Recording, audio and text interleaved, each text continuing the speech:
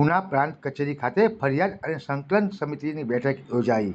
જનતાના પ્રશ્નોને સરળતાથી ઉકેલ આવે તે માટે ચૂંટાયેલા જનપ્રતિનિધિઓ અને દરેક વિભાગના અધિકારીઓ સાથે ઉના નાયબ કલેક્ટર સીપી હિરવાણિયાના અધ્યક્ષસ્થાને ઉના પ્રાંત કચેરી ખાતે સંકલન સહ ફરિયાદ સમિતિ બેઠક યોજાઈ હતી. આ બેઠકમાં ઉનાના ધારાસભ્ય કાળુભાઈ રાઠોડ ખાસ ઉપસ્થિત રહ્યા હતા. આ બેઠકમાં વિવિધ વિભાગોના સંબંધિત પ્રશ્નો અંગે ચર્ચા તથા જનપ્રતિનિધિઓએ તાલુકાની વિવિધ સમસ્યાઓ રજૂ કરી હતી. આ રજૂઆતો અંગે નાયબ કલેક્ટર દ્વારા સંબંધિત વિભાગના શીર્ષ અધિકારીઓને તમામ પ્રશ્નોની ઝડપી અને સુનિયોજિત પદ્ધતિથી ઉકેલ લાવવા માટે સૂચનાઓ આપવામાં આવી હતી. આ બેઠકમાં ઉનાના મામલતદાર ડી.કે.